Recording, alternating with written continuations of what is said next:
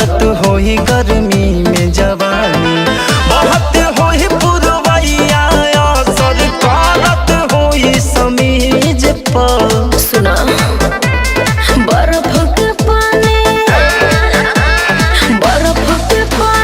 रगड़त पानी राजा हो अपना चीज पर। बर्फ के पानी रगड़त पानी राजा हो अपना चीज पर। BMJ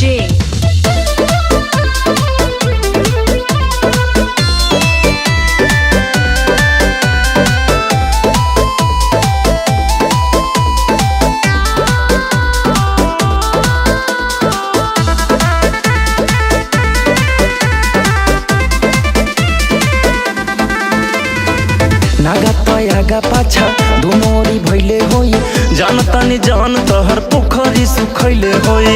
जाके विदेश राजा पावेलो पवन मजा, काहे ना धरेलो हमरा के आके पाजा।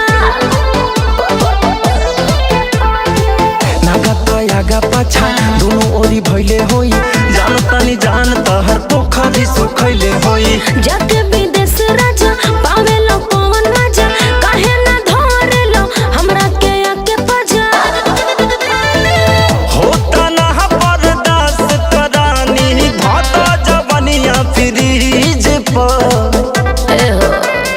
बर्फ के पानी रगड़त पानी राजा हो अपना चीज पर। बर्फ के पानी रगड़त पानी राजा हो अपना चीज पर।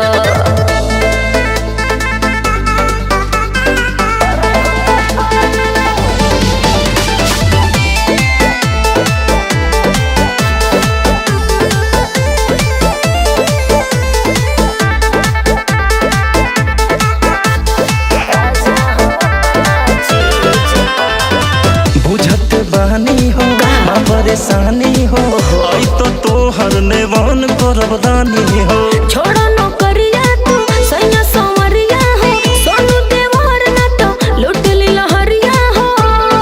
अरे का बुझलो तोर बहन के बुझत बहनी हो ना परेशानी हो, आई तो तोहर नेवान करब रानी हो। छोड़ो नौकरिया तू सैया संवरिया हो, सोनू देवर ना तो लूट ली लहरिया हो। का चाहता रुक छोड़ दिनो करिया रानी हो तहरा जिद पर। बर्फ के पानी रगड़त पानी राजा हो अपना चीज पर। बर्फ के पानी रगड़त पानी राजा हो अपना चीज पर। बर्फ के